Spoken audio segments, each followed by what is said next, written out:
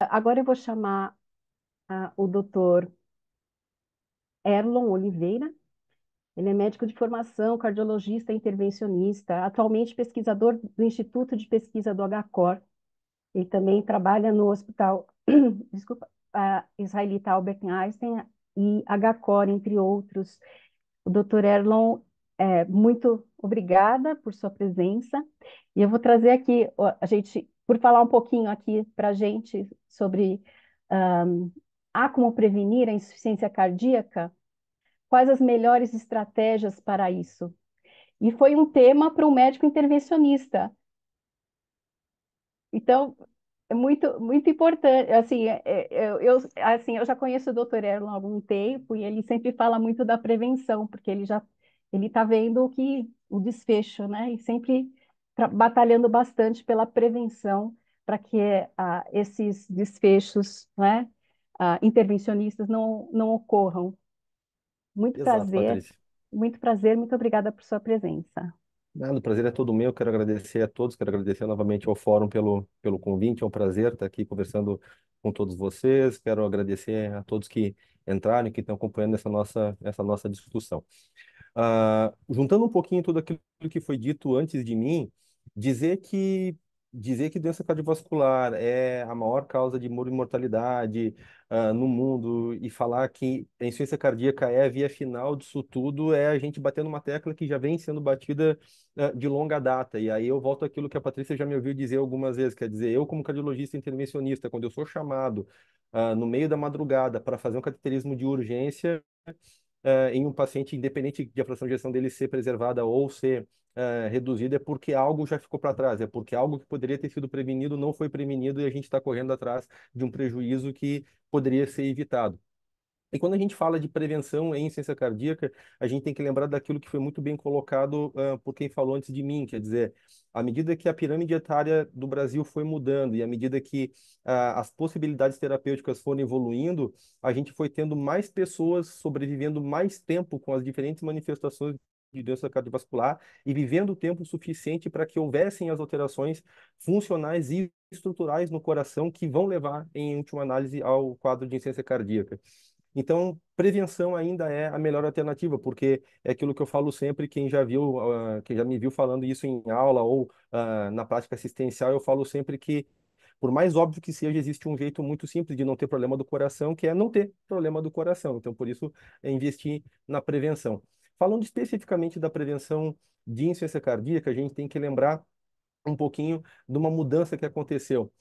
Antigamente, a insuficiência cardíaca era classificada com base na New York Heart Association, né, numa escala que falava muito de classe funcional baseada em sintomas. Mais recentemente, isso mudou um pouquinho para os estágios, estágio A, estágio B, estágio C, estágio D. E quando a gente está falando de prevenção, a gente está focando em insuficiência cardíaca estágio A e B. Pacientes que ainda não têm sintomas, mas que no estágio A apresentam os fatores de risco conhecidos de todos, os fatores de risco cardiovasculares, mas ainda não existe uma alteração nem de função, tampouco estrutural do coração, e no estágio B ainda não há sintoma, mas já existe, afora a presença de um fator de risco, já existe uma alteração de função ou de estrutura do coração. A literatura ela é bem sólida quando ela fala que naqueles pacientes com insuficiência cardíaca estágio A, ou seja, naqueles com fator de risco, mas sem alteração estrutural ou de função do coração, as medidas que devem ser implementadas e que devem ser buscadas são o tratamento e controle pressórico, em especial buscar uma meta de pressão sistólica abaixo de 120 milímetros de mercúrio, cessação de tabagismo, evitar o consumo excessivo de álcool e naqueles pacientes com evidência de miocardiopatia, ou seja, de comprometimento do músculo cardíaco por abuso de álcool, esses pacientes devem permanecer completamente abstêmios e todo o apoio necessário em termos de tratamento e apoio multiprofissional para que isso seja conseguido é essencial e deve ser prontamente ofertado. Para aqueles pacientes que já têm doença arterial coronariana, a gente sabe que o uso de estatina ajuda a prevenir a ocorrência de insuficiência cardíaca, independente do efeito que essas medicações têm na prevenção cardiovascular, quando a gente está falando de prevenção de infarto ou da redução de risco cardiovascular como um todo. Então, estatina ajuda a prevenir a ocorrência de IC nesses pacientes.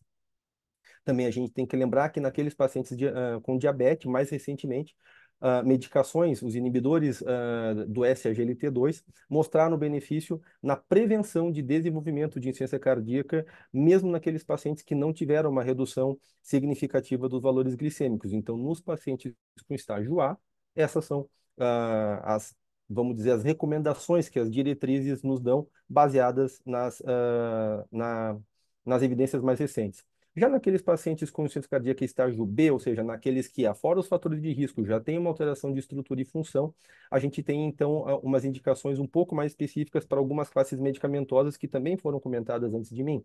E um destaque especial para os inibidores da ECA e para os beta-bloqueadores, que devem ser utilizados para prevenir que esses pacientes que já apresentam alguma alteração ou perda de função venham a desenvolver sintomas, independente de a causa dessas alterações ser a doença arterial coronária ou não. Então, inibidores da ECA e beta-bloqueadores devem ser utilizados e são recomendados na prescrição para esses pacientes. As evidências são um pouco menos robustas a favor dos antagonistas de aldosterona, onde essa evidência ela é bem mais forte para aqueles que já têm sintoma, mas aí a gente está falando da insuficiência cardíaca estágio C. Então, em prevenção, estágio A são aquelas alternativas que a gente colocou anteriormente. Estágio B, um foco mais específico para inibidores da ECA, captopril, enalapril, enfim, a medicação dessa família, e os beta-bloqueadores, carvedilol, metoprolol. Falando especificamente de um conceito que eu acho que vale a pena a gente falar para eu encerrar minha participação aqui e tentar ficar nesses 5 minutos. O conceito de prevenção primordial. Quando a gente está falando de pacientes que já têm um fator de risco cardiovascular, a gente está falando de prevenção primária.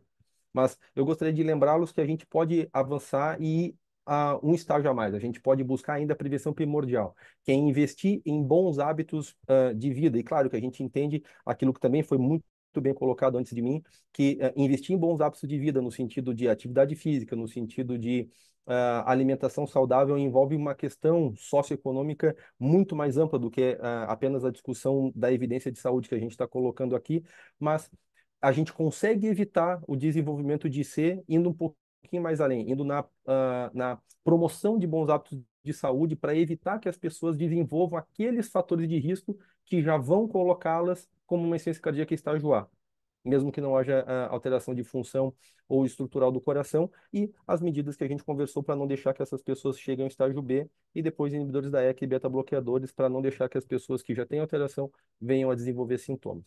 A gente vai conversar um pouquinho mais sobre isso na rodada de perguntas e eu fico à disposição.